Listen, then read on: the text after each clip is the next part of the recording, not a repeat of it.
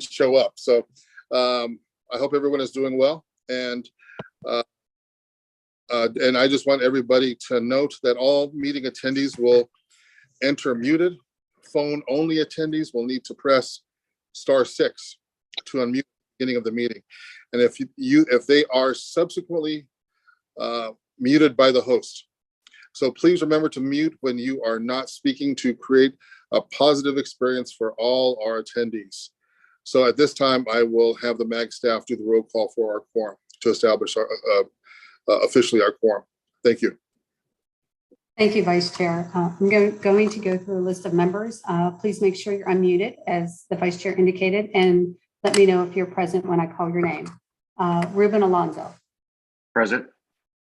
Thank you. Steve Betts. Tony Bradley. Paul Carden. Here. Thank you. Vice Mayor Crane. Here. Thank you. Superintendent Donovan. Present. Thank you. Vice Mayor Edwards. Present. Thank you. Supervisor Galvin. Here. Thank you.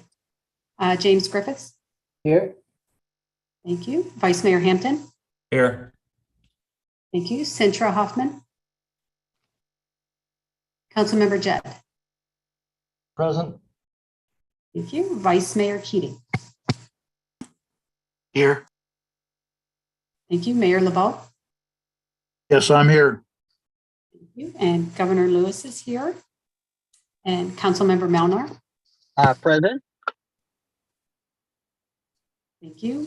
Mike Markham. Present. Thank you. Councilmember McMahon. Councilmember O'Brien. Here. Thank you. Councilmember Oliphant. I'm here. Thank you. Councilmember Pineda. Darcy Renfrew. Vice Mayor Rowe.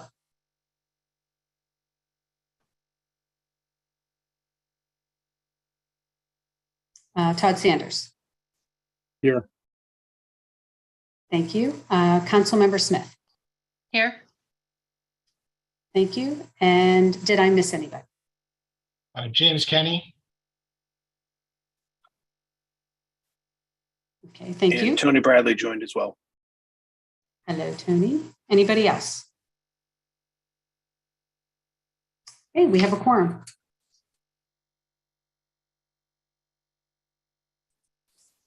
Okay, thank you. With the quorum established, the meeting of the MAG Economic Development Committee is called to order. As a reminder, again, please remember to mute yourself if you are not speaking.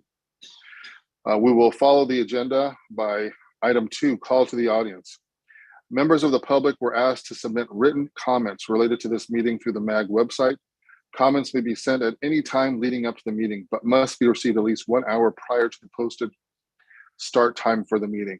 This is the opportunity for the public to comment on items that fall under MAG's jurisdiction that are not on the agenda or that are on the agenda for discussion and not for action. MAG staff, have we received any public comments? If so, can you please read them at this time? Thank you, Vice Chair. We've received no public comments for this item or any other item on the agenda. Okay, thank you.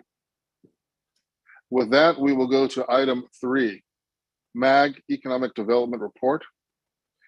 This next item on the agenda is a report from Nathan Pryor, our MAG Policy and Government Relations Director, on activities of general interest. Great, thank you, Mr. Vice Chair, members of the Economic Development Committee. It's been a busy time for MAG's economic activities, but before I get to that, first I'd like to thank Mayor Alexis Hermosillo for serving as chair this past year. Really appreciate her leadership and guidance for the MAG Economic Development Committee. She'll be attending this week's delegation trip to Hermosillo, Sonora, and I'm going to touch on that here in a moment. But also noting too, looking forward to Governor Lewis, you serving as chair in the new fiscal year. Again, looking for your leadership and guidance in the year to come. Looking forward to that. Next slide, please. On May 6th, Eric Anderson, MAG Executive Director, provided an overview on smart mobility to a delegation from the Netherlands, along with ADOT. I'd like to thank GPEC for this opportunity to highlight regional developments on smart and electric vehicle technologies. I think we are all well aware of our growing industry sector in this space, and clearly we're gaining interest outside of our region. Next slide, please. Similarly, on May 27th, again at GPEC's invitation, MAG was invited to participate in a discussion with representatives of member countries of the European Union. MAG staff provided a regional overview, and Mayor Gallego of Phoenix and Mayor of Hartke of Chandler shared their perspectives on emerging technologies for autonomous and electric vehicles. Again, thank you to GPEC for this opportunity. Next slide, please. As I mentioned, tomorrow is the regional delegation, the economic mission to Hermosillo, Sonora. This is being done by invitation from Mayor Estia Zaran of Hermosillo, Sonora. We're also planning discussions with officials from the state of Sonora, as well as business leaders throughout Sonora. We look forward to having an update of the trip at our next Economic Development Council meeting. Mr. Vice Chair, that completes my report. Thank you. Okay, thank you, Mr. Pryor. Are there any questions from the membership at this time? Oh, Mr. Vice Chair, I'm sorry, I skipped one more update. If I could go to the next slide. Sorry about that. Yes, Sure. finally mark your calendars for the upcoming Arizona Council event on September 1st. Topics are being developed. Agendas forthcoming. We always see strong attendance and participation at this event. So looking forward to resuming this. We've done this virtually in the last several years. So looking for this in-person participation in conjunction with the Arizona League Cities and Towns annual conference. So now, Mr. Vice Chairman, that completes my report. Thank you. Okay, thank you, Nathan. We appreciate your updates. Are there any questions from the committee?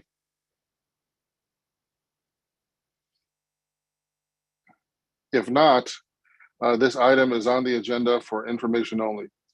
So we'll move on next to item 4, approval of the April 5th, 2022 Economic Development Committee meeting minutes. I'd make a motion to approve. Okay, there's a motion. Is there a second? Second, Winklevoss. Okay, thank you. If there is no discussion, please, if you can raise your hand either through the Zoom or verbally for our staff to count. Thank you, Chair. I'm going to go through the list of members, and please indicate how you vote when I call your name. Ruben Alonso. Yes. Thank you. Steve Betts. Yes. Thank you. Tony Bradley. Yes. Thank you. Paul Carden. Yes. Thank you. Vice Mayor Crane. Yes. Thank you. Superintendent Donovan. Yes. Thank you. Mayor or Vice Mayor Edwards. Yes. Thank you. Supervisor Galvin. Yes. Thank you. James Griffiths. Well, that'll be great. Vice Mayor Hampton. Here. Thank you. Senator Hoffman. Councilmember Judd. Yes. Thank you. Vice Mayor Keating. Yes. Jim Kenny. Yes. Mayor Laveau. Yes. Thank you. Governor Lewis, how do you vote? Yes. Councilmember Melnar. Yes. Thank you. Mike Markham. Yes. Thank you. Councilmember McMahon. Councilmember O'Brien. Yes. Thank you. Councilmember Oliphant. Yes. Thank you. Councilmember Pineda. Vice Mayor Rowe.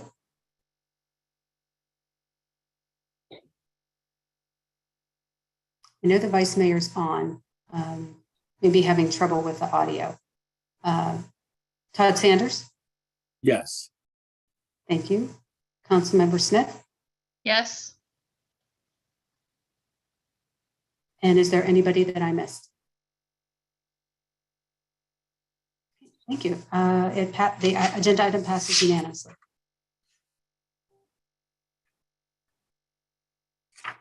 Okay, thank you. We'll move on next to item 5, the MAG support for the Canadian Snowbirds Act.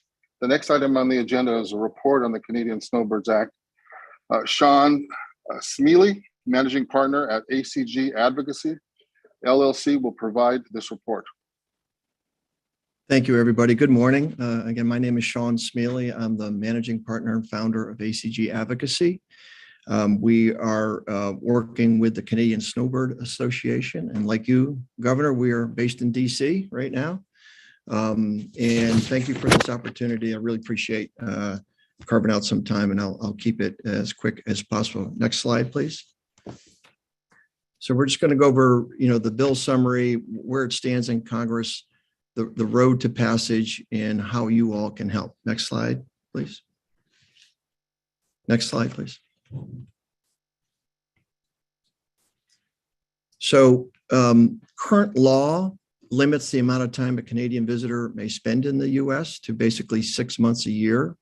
This bill would allow a Canadian snowbird, and I'll get into that definition in a second, spend 240 days instead of 182 days each year.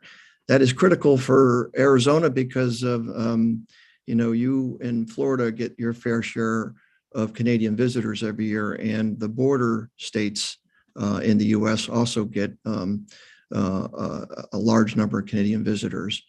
To be eligible for this, however, you have to be 50 years of age, maintain a residence in Canada, but also own or rent property in the US, which is very important for Arizona.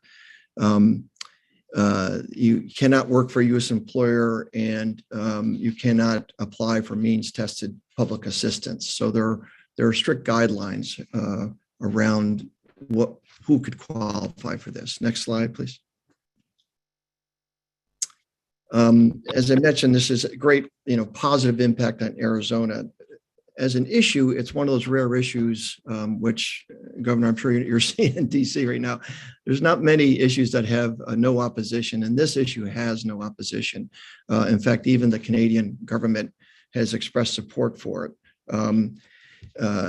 It's a win-win for Arizona because not only do you get the added revenue, but and folks in, but the federal government also raises revenue by this because of the more tax benefits of the Canadians, paying real estate taxes and everything else, and it accrues to the federal government. A lot of times in Washington, there's everyone has a great idea, but it costs the federal government money, and so you have to find a pay for and arcane budget issues. This one does not have that issue, so it is literally no opposition and a win-win for everybody. We've been working with the Canadian Arizona Business Council, and they estimate that 975,000 tourists visit Arizona each year, in addition to the 100,000 residential tourists. Now imagine if all those people were to add another 2 months in the amount of economic activity that would go with that. In addition, the Office of Tourism estimates Canadian tourism of about $1 billion a year, and Canadian snowbirds add about $1.4 billion to the economy each year. They already average 4 months in Arizona. What we expect is that they may not spend all the full 2 months, but they'll probably spend, according to the Canadian Snowbird Association, probably a good month and a half of that. They do spend approximately $3,500 per month, and it amounts to about average of $14,000 per stay. There are a number of organizations that we've already worked with: the Canadian Arizona Business Council, the Arizona Lodging and Tourism Association, Experience Scottsdale, and a number of other organizations too that we've worked with. Some have reached out to the Arizona delegation directly. Next slide, please. Next slide, please. So there are 2 bills, a Senate and a House bill, the Canadian Snowbird Act in the Senate, introduced by the Florida senators and as well as Senator Sinema and Senator Kelly of Arizona. The House companion bill is co-sponsored by 2 border state members. One, Elise Stefanik, who's in the upstate New York area, and then Congressman Peter Welch, which is the Vermont area. And both those areas would benefit greatly from this effort as well. And in the bill, in this current bill, Representative Letzko and Schweikert are also co-sponsors. We've been at this for a few years now and gaining support every Congress. We feel that this is probably our best chance to get in because of the because this is a revenue bill, it's a tax bill, and we expect that there's going to be a tax vehicle here. Another key aspect is that Majority Leader Schumer actually put a provision, this bill, a facsimile of it, in a judiciary bill in a previous Congress. So he understands the importance of it, and that's why I think he'd be very receptive to the Arizona senators reaching out to him. Next slide, please. Next slide, please.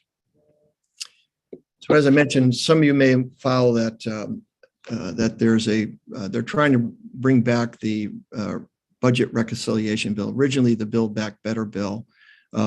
Now probably going to be a slimmed down version called Building a Better America. The original bill, as you probably followed, Senator Joe Manchin couldn't support. So they withdrew it. Now they're working with him and Senator Sinema trying to bring back a smaller version of that bill. Senator Sinema will play a very key role in getting that bill passed, especially with any revenue discussions going forward.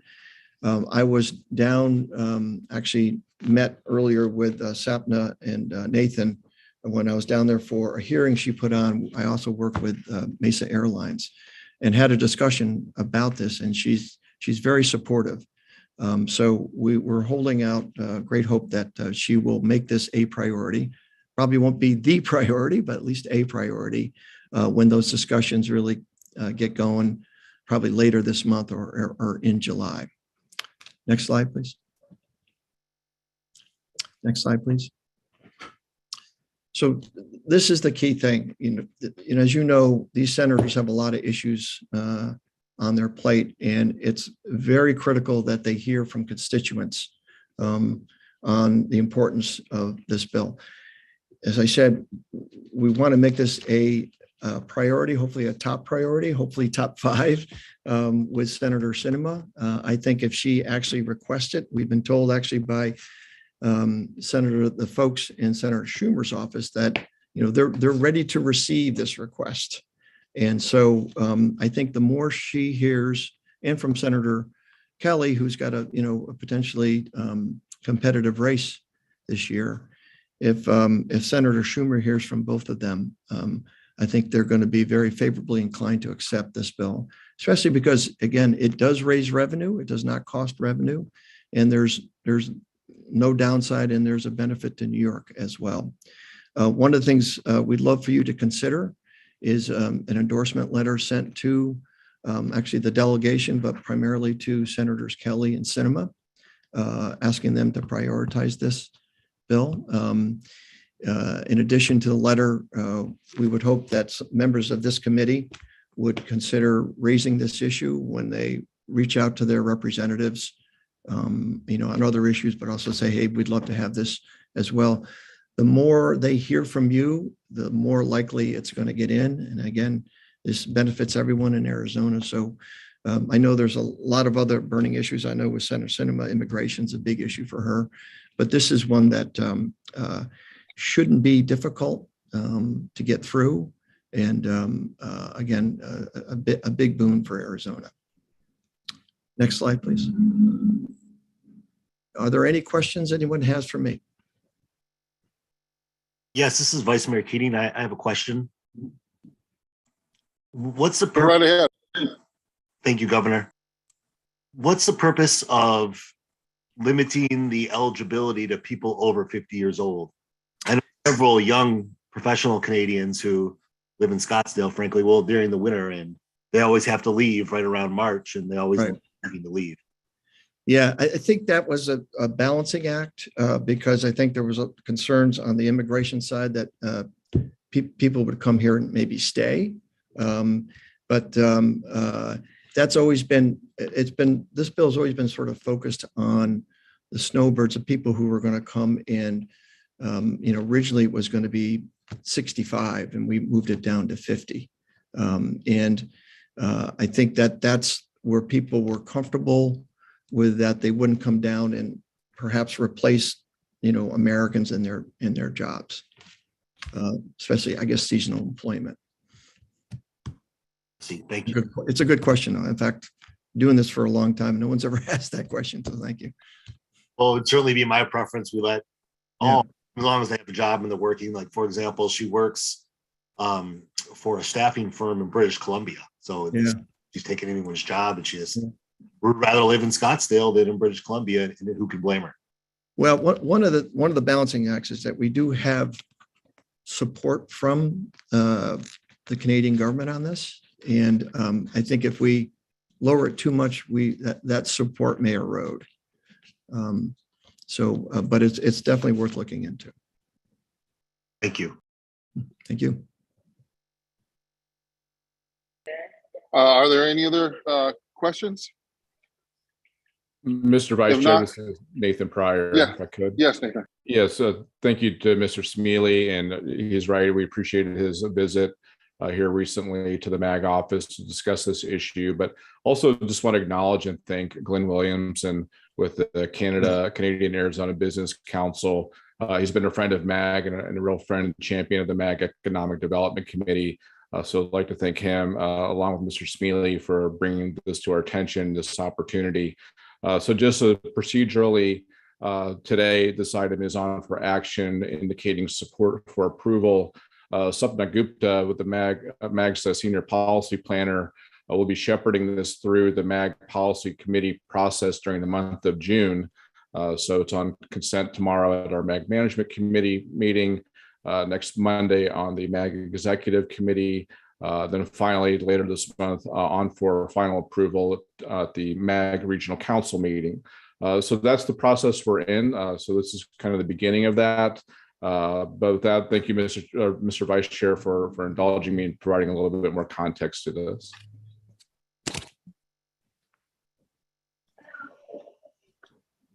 Great, thank you, Nathan. And thank you, Mr. Smealy, for an excellent presentation. I really appreciate MAG and prior leadership in building up this great relationship that we have with Canada. And as the chair moving forward, I will do everything to build upon this very positive relationship that we have to our friends and neighbors north of our border. With that, if there are no other questions or comments, could I have a motion, a committee to recommend approval of MAG support for the Canadian Snowbird Act? So moved, Greg Donovan. We have a motion. Is there a second? Second, Mike Laval. Thank you to both of you. And with that, MAG staff, would you please take a roll call vote? Yes, thank you, Vice Chair. I'm going to go down the list of members. Please, when I call your name, indicate how you vote. Ruben Alonso. Yes. Thank you. Steve Betts. Yes. Thank you. Tony Bradley. Aye. Thank you. Paul Carden. Yes. Thank you. Vice Mayor Crane. Yes. Thank you. Superintendent Donovan. Yes. Thank you. Vice Mayor Edwards. Yes. Thank you. Supervisor Galvin. Yes. Thank you. Vice Mayor Hampton. Here. And how do you vote? Yes. Thank you. Councilmember Judd. Yes. Thank you. Vice Mayor Keating.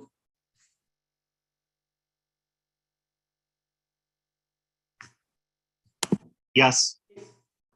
Thank you. Tim Kenny. Yes. Mayor LaVault. Yes. Thank you. Governor Lewis. Yes. Thank you. Councilmember Melnar. Yes. Thank you. Mike Markham. Yes. Thank you. Councilmember McMahon. Councilmember O'Brien. Yes. Thank you. Councilmember Oliphant. Yes. Thank you.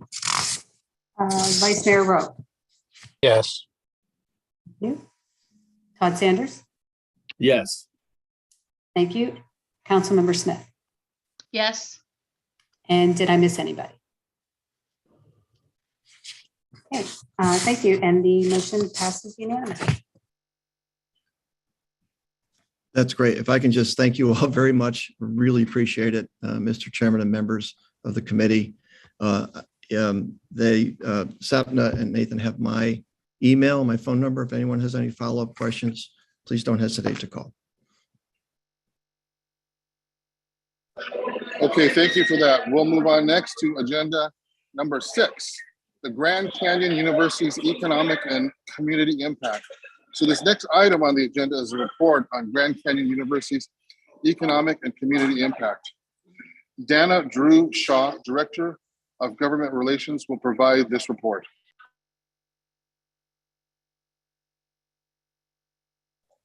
All right, thank you so much for having me. First of all, thank you, Denise and Nathan. I really appreciate the invitation to be able to just update you on all the exciting things that are going on here at Grand Canyon University. Next slide. And I think we've got a video link if we can get that to play. So we'll see if Chantel can work her magic here.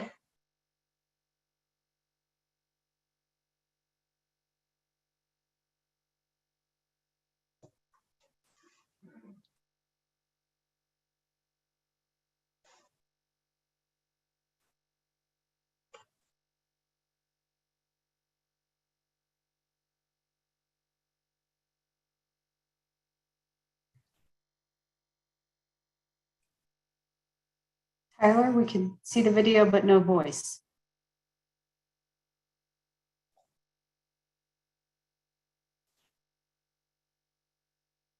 All right, well then, I'm gonna go ahead and narrate the video. I won't sing, there is music going on, but I'll spare you. I know I only have 10 to 12 minutes to present, but part of showing this video is just to give you a glimpse of the excitement and energy that you're gonna see on campus when you hopefully come visit. I know looking at the attendees today, some of you have already been out to campus. Maybe some of you have been here in the past, but I always tell people, if you haven't been here in the last 6 months, you're missing something, because we are growing, we are expanding. We have so much energy and excitement with our students that are here on campus.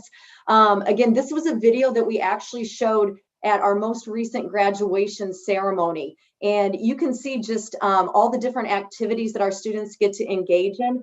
And hopefully what this will capture too is how our campus has grown and the impact that we're having, not just on workforce development and our next generation of young people that are going to have careers, but also too that there's so much hope for this next generation, and we're excited for them to get out into the workforce.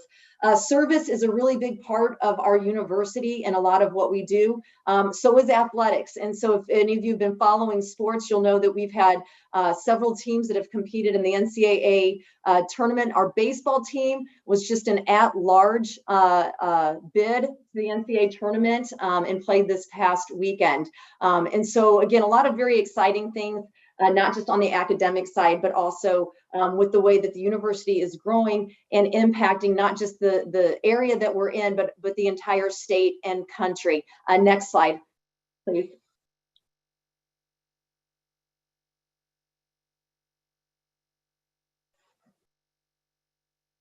Okay, perfect. So where are we at now? Again, if you're not familiar with Grand Canyon University, we are the largest private Christian institution in the country. And so just some of our numbers at a glimpse, we have over 90,000 online students. And this past year, we had 23,628 students enrolled as of fall. We are anticipating an incoming class of about 25,000 on our grand campus located right here off of Camelback. So our campus footprint stretches from about 35th to the freeway, and then from Camelback to Missouri. So if you're in this area, you probably have recognized a lot of the growth that's been happening on our on-ground campus. But that also includes our non-traditional students that take classes in the online environment. As a university, we offer almost 300, we're at 299, but we offer almost 300 different academic programs, as well as having 9 different colleges that students can attend. Our student body is extremely strong. And so just to give you an idea, our honors college students and their GPA is over a 4.0, and so that's pretty impressive. The rest of our ground campus is about a 3.6. And one of the exciting things that is happening here at Grand Canyon University as well is that we have not raised tuition in 14 years. And so I'm going to pause for a second because, yeah, that takes a second to sink in. But for 14 years straight, we have been able to maintain our tuition cost for our on-ground students. And that has allowed us to provide affordable education to all socioeconomic classes. And a stat that I'm really excited to share and like to share is that of our incoming class last year of almost 9,000 students, 3,800 of those students were first generation students. And so the opportunity for students to access higher education at an affordable rate is really important to Grand Canyon University. And we've been able to do that in a lot of different ways. Next slide, please.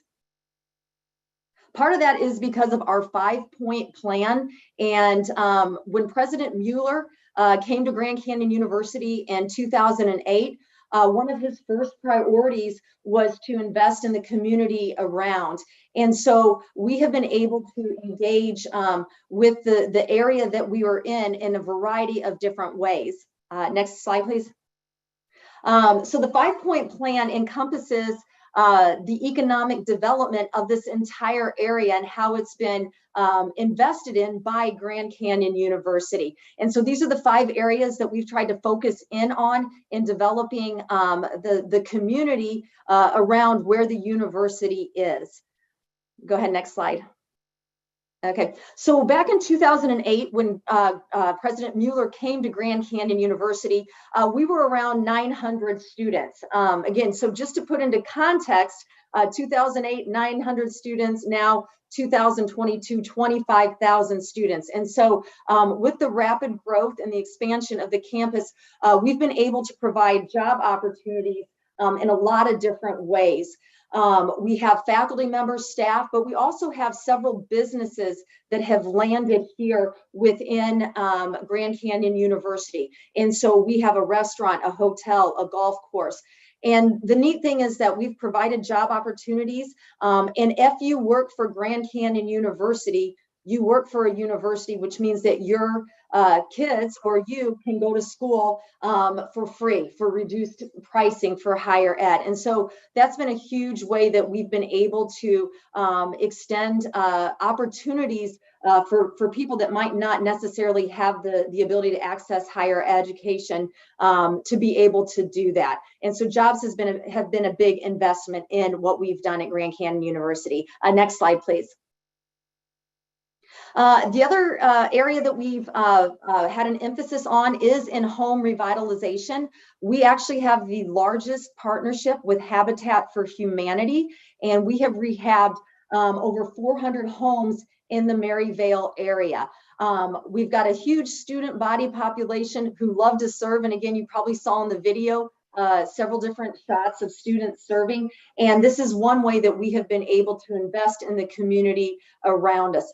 The home values in this area have increased significantly, so you can check out that figure on the screen. But the cool thing is it gets our students out into the community and they get to engage with our neighbors and make an impact. One of the pictures that I love to point out is that top left is actually our men's basketball team. So if you follow GCU athletics, you know that basketball is a pretty big deal. We have a student section that's been ranked number 3 in the nation. So behind Duke and Kentucky, we're the next best student section. So those are actually our men's basketball players. And some of those players have never done any type of landscaping. And so again, it's not just helping the community, but we're teaching our students how to serve and how to develop different skills that maybe they wouldn't necessarily have. Next slide, please. Thank you. Safety is a big issue where we're located within the I-17 corridor. I know we've worked very hard with the city of Phoenix in a partnership to help secure the safety. And part of that is because we invest so much in the community and our students are out in the community. And we also really promote K through 12 education, that we want to make sure that this is a safe area for everyone. The city of Phoenix, and thanks to, I know we have Council Member O'Brien on the call, and she's been to campus also as well. We've just been able to launch a pilot program the city has, and we're excited to help out with that. That's going to address some of the issues along 27th Avenue, and that's where our university goes over that intersection. We have property on both sides of 27th. So we've been really blessed to have a long-term partnership with the city of Phoenix, and look forward to continuing to do that and invest in the safety of this area. Next slide, please.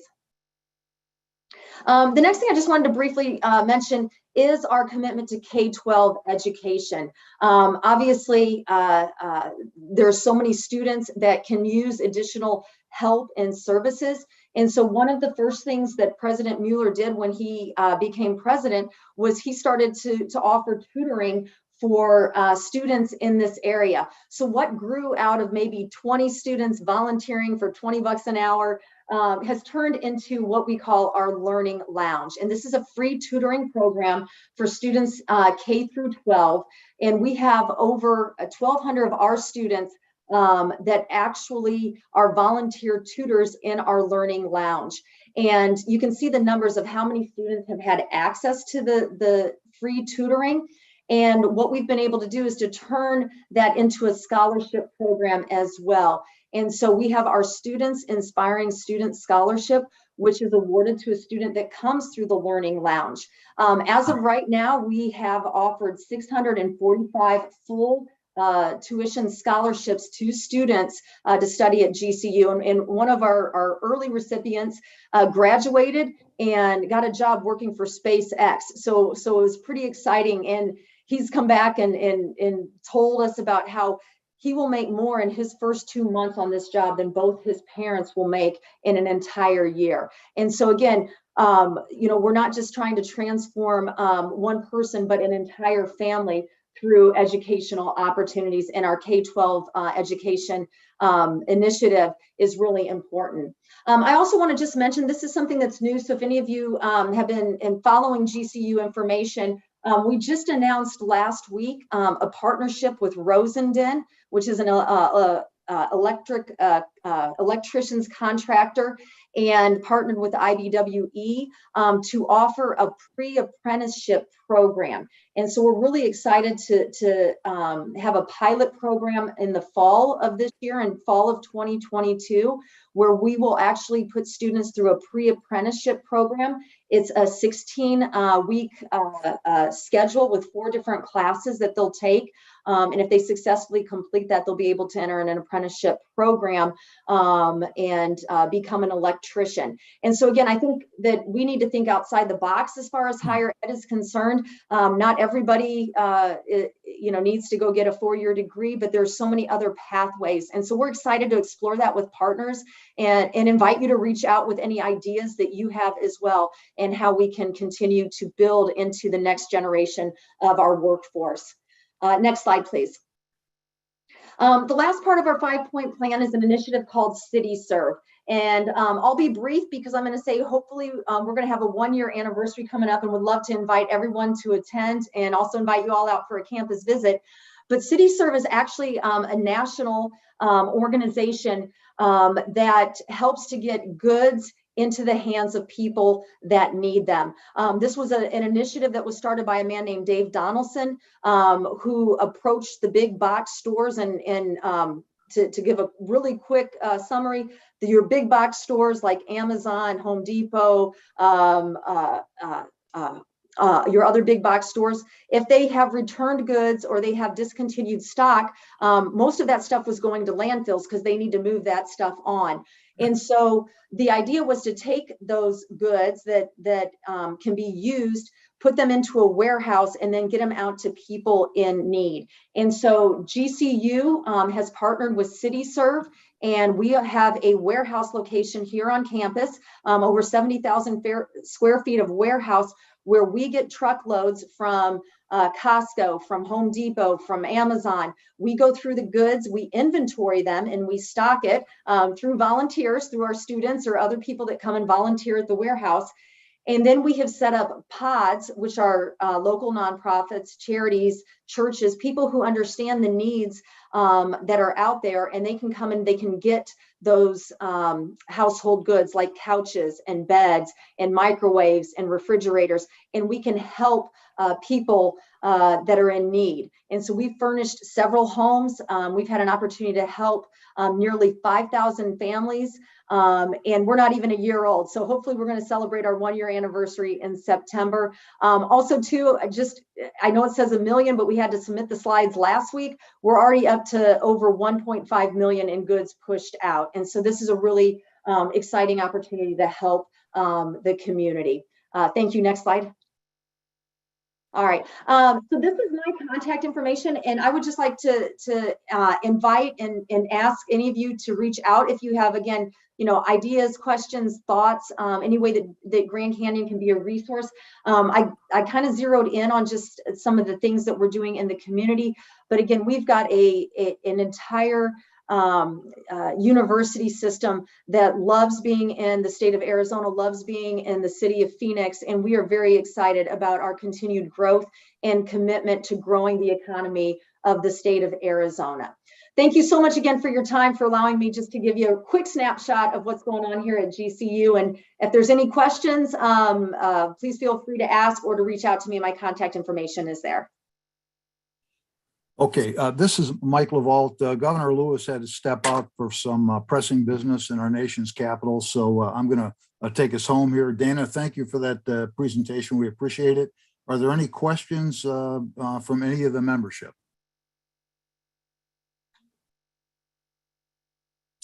Okay, hearing none.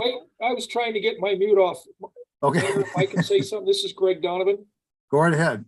I just want to say thank you to Grand Canyon, and on behalf of the K-12 world, especially the CTEDs, the career tech districts, thank you to Grand Canyon for your constant reach out and partnerships and the good work you're doing. Appreciate you guys. Thank you, Greg. I appreciate you. Okay, any other comments or questions for Dana? All right, this item was agendized for information and discussion only. So Dana, thank you very much. Keep up the good work. We certainly appreciate it. You're playing a profoundly important part in the community. So thank you. All right, so I'm going to move on to actually item 7 is being tabled until our next meeting, which I believe is August 2nd. And so I'm going to move on to item 8, Regional Electrification Readiness Strategic Plan. This item is going to be an update from MAG staff on the Regional Electrification Readiness Strategic Plan. Our own Audra Kester Thomas, MAG Transportation Planning Program Manager, is going to provide this update. So Audra, you are up. Thank you, Mayor LaVault and members of the Economic Development Committee. It's a pleasure to be with you this afternoon to give you a brief update on work that MAG will be launching here in the upcoming months on a Regional Electrification Readiness Strategic Plan. Next slide. I'm going to provide just a little bit of background and context. I'll hit a little bit on some of the actions that have happened both at the federal and state level, and then I'll talk a little bit more about the conversations we've just recently had with our Transportation Policy Committee and Regional Council for their direction on this strategic plan. Next slide.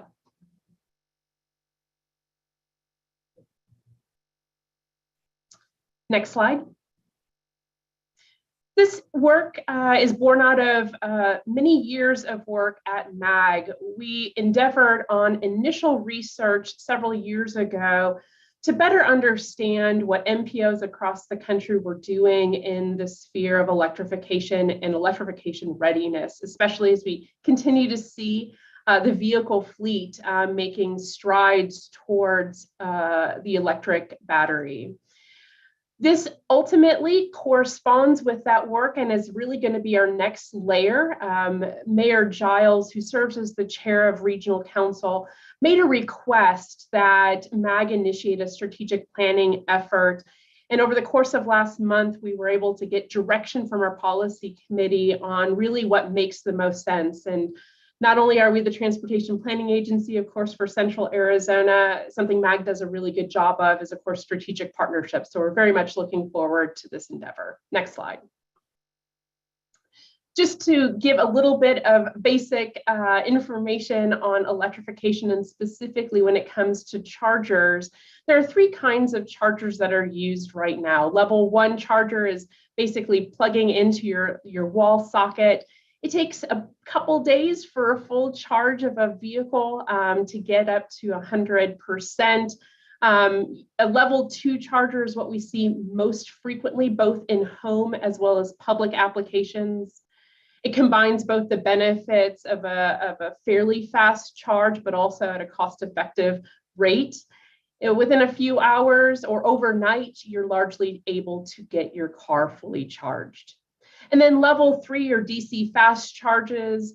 These chargers are typically located alongside interstates, especially for those who are commuting long distances. You're able to get to about 80% charge within minutes, largely under an hour, anywhere between 15 minutes and a half an hour to get to an 80% battery charge. It is more expensive, however, as you see, these are illustrative installation costs associated with each of these chargers. What you don't see included is software or hardware chargers. And then in addition to that, in a lot of cases, there's proprietary technology too that comes with the ongoing operations and maintenance. Next slide. So in addition to just makers making more electric vehicles, we've seen a lot of advancement also in battery technology. So over just the last 10 years, we've gone from approximately 100 models with the average range less than 100 miles, now over many models, hundreds of models available at a very much larger battery rate. So we're seeing batteries 300 miles or even 400 miles regularly offered in the market. We'll ultimately see that continue to incline. We see both new makers coming to the market as well as traditional automakers advising that they'll be transitioning from a standard combustion engine to this electrification technology in the near future. Next slide. So just some stats here in Arizona, almost 30,000 vehicles registered as electric vehicles. We have a fairly high adoption rate compared to other states across the country. We have approximately 1,000 battery chargers across the state. The vast majority of those are those level 2 and have about 100 fast chargers in the state of Arizona. Next slide.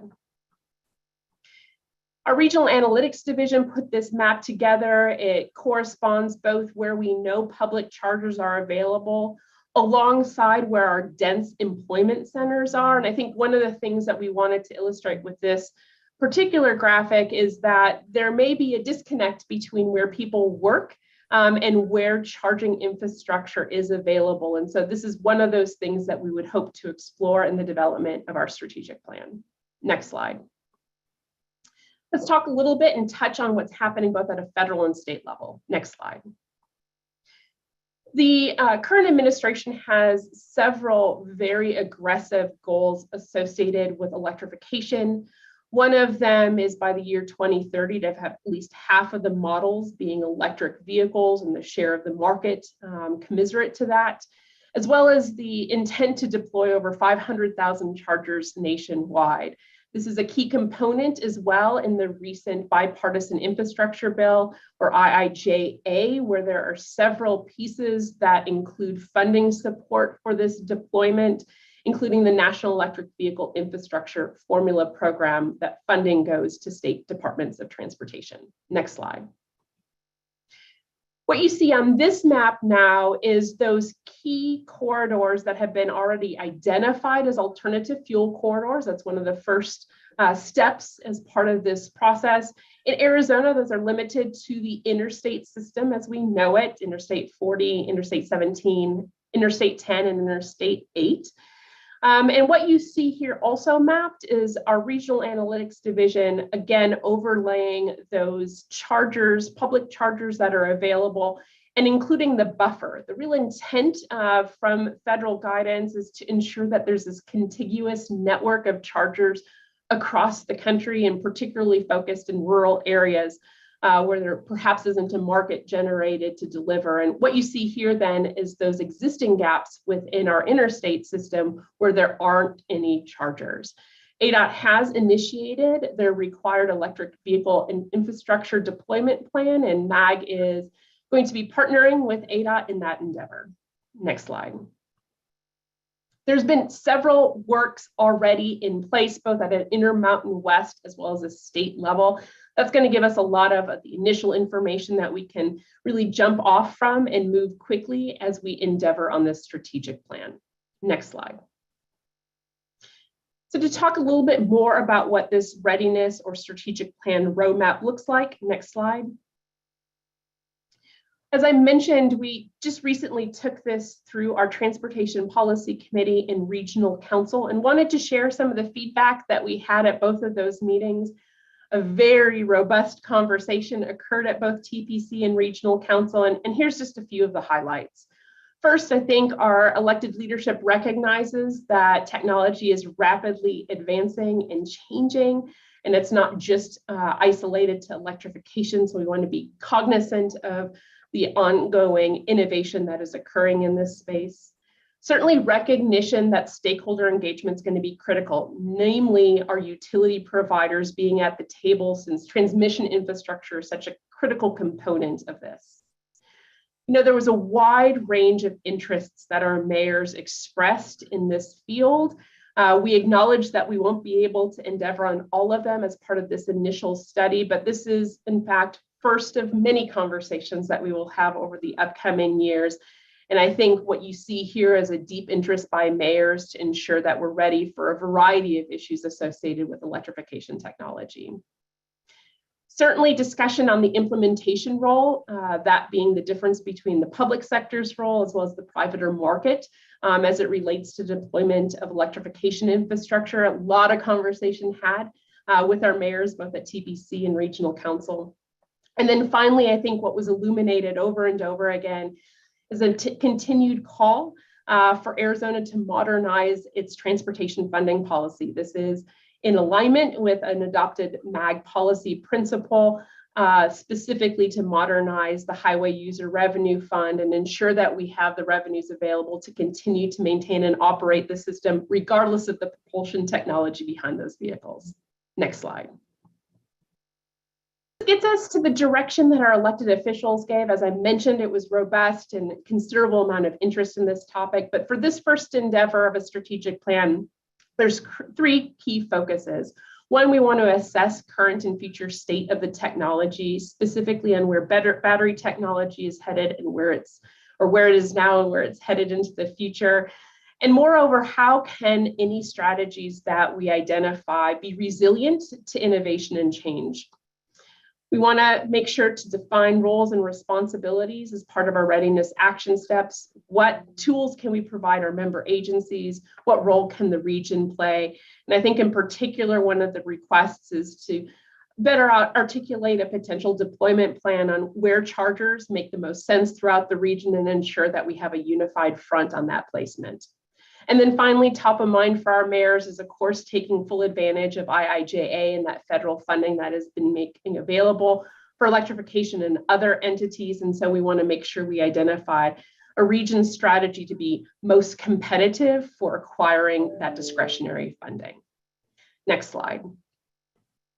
So with that, Mayor LaVault, members of the EDC, we'll continue to keep you posted on as we endeavor in this work and of course bring back the results over the upcoming months and years. With that, I'd be happy to answer any questions. Okay, thank you, Audra. Very informative. Any questions or comments from the membership? Well, I have a question, kind of a dumb question, but since we're planning that half of the motor fleet is going to be converted to electric by 2030, That's what you said, right? 8 years from now?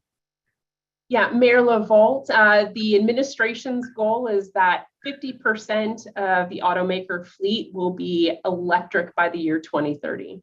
Okay, is someone watching to make sure that our grid is going to be able to handle the extra load? Mayor LaVault, members of EDC, that's absolutely one of the most important questions. And certainly mayors highlighted that in both the Regional Council and Transportation Policy Committee conversations. Some of the work I pointed to earlier starts to talk to the ability of our utility providers to carry that load and whether or not that transmission capacity is there. But it really was emphasized with mayors to ensure our utilities were at the table to ensure that they were able to and will be able to deliver the capacity needed to meet those goals. Okay. Thank you very much. Once again, any other questions or comments from membership? Mr. Mayor, this is Tony Bradley with the Arizona Trucking Association. And maybe this isn't the time, but Yes, sir, maybe Tony, it's go something ahead. it's something for future meetings. I just did or received a presentation from the National Mining Association, talking about the raw materials needed for batteries and the important role that mining plays in that, including the copper, the bromide, all that stuff. It was very enlightening. It might be a good presentation for this group at a future meeting.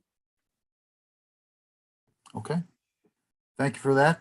And I'm sure staff is taking note of that. So are there any other questions or comments?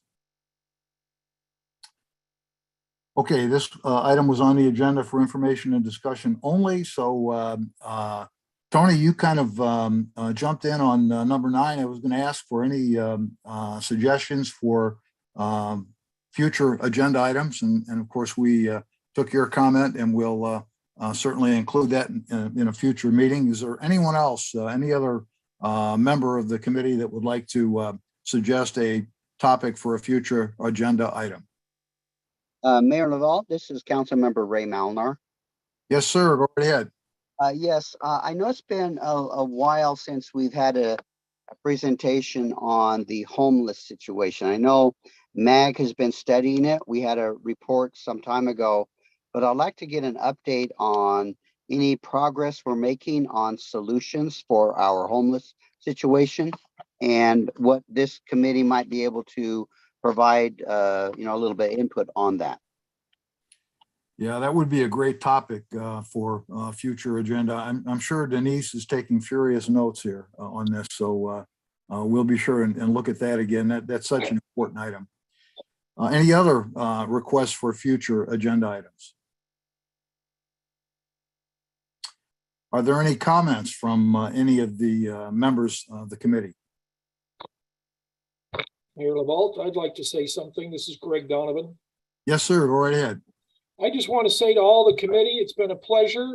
At the end of this month, I will be departing my position here as superintendent of WestMec. We're calling it a retirement. I'm not sure it's 100% retirement, but by leaving this position, my opportunity to be on this committee will end.